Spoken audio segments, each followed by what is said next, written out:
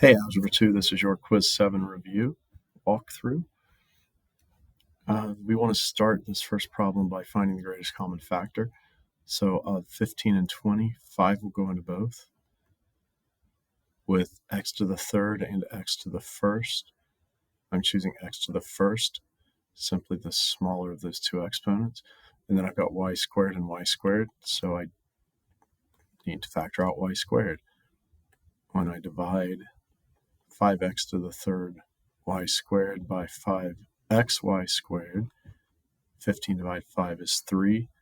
X to the 3 divided by x to the 1, remember you're subtracting these, 3 minus 1 is 2. And the y squared will cancel. When I divide 20xy squared by 5xy squared, 20 divided by 5 is 4, remember that plus sign. X and y squared will divide to 1. That's my answer. On the second one, 18, 14, and 12 are all multiples of 2, so I can factor out 2. I have x to the 3, x to the 1, x to the 2. Again, I can take out x, the smallest. And then y squared, y, and y to the 8. I can take out y. Notice I'm not taking out z because it's not on the first or third terms. So when I divide each of these by 2xy, I'll be left with 9x to the second y plus 7z, the x and y will cancel, minus 6x, and y to the 8 divided by y to the 1 is y to the 7. On number 3, notice there are 4 terms. I'm going to use grouping. I'm going to split down the middle. Out of these first 2, I can factor out 3 because 3 goes into 3 and 27.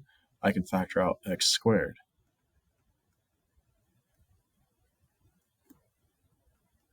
When I divide 3x to the third by 3x to the second, that will leave me 1x to the first. When I divide 27x squared by 3x squared, that will leave 9. Out of the third and fourth terms, notice they both have a minus. I can bring a minus, and then 2 goes into both 2 and 18. When I divide each of these by -2, I'm left with x and 9.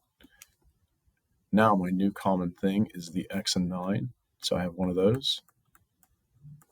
And what's around it, there's a 3x squared and -2.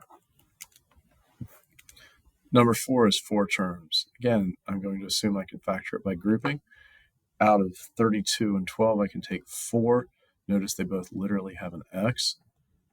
Dividing each of these by 4x, I get 8a plus 3b. Out of the third and fourth terms, notice they both have a minus. And from 48 and 18, I can take 6, and they both have a y. That will leave 8a plus 3b. The repeating part is the 8a plus 3b. I can factor it out. And what's multiplying it? Over there is 4x, and over here is minus 6y.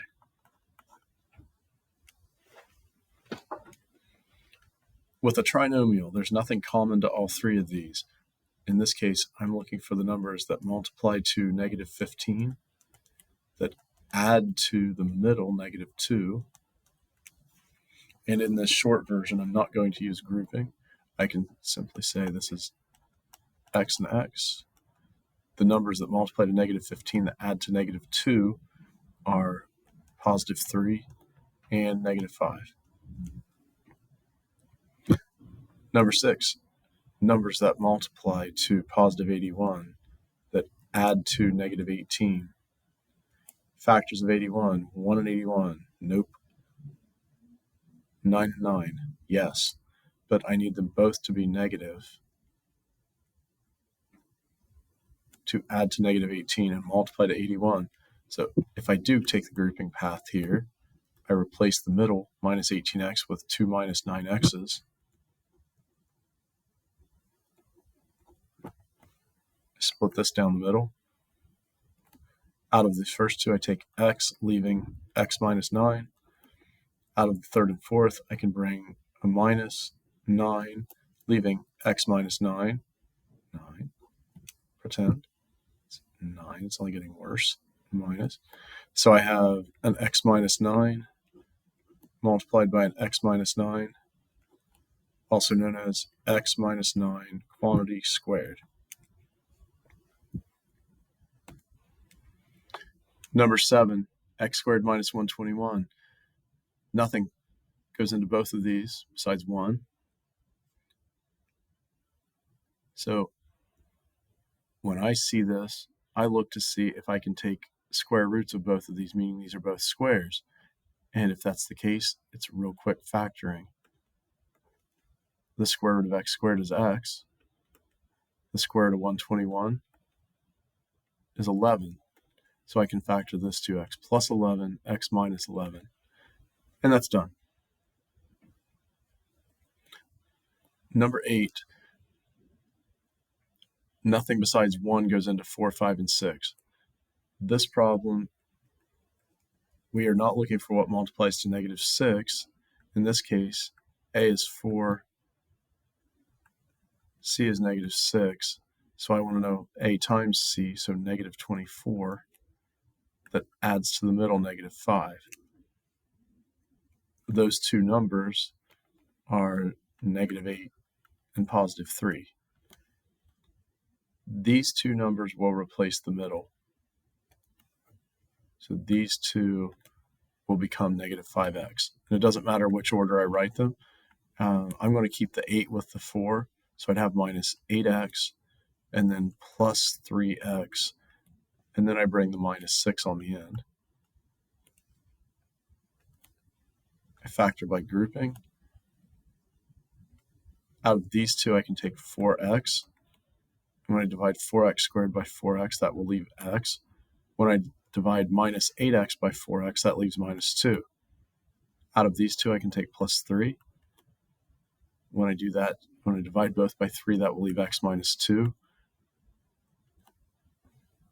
So my answer is x minus 2 and 4x plus 3. And at this point, I'm going to take a pause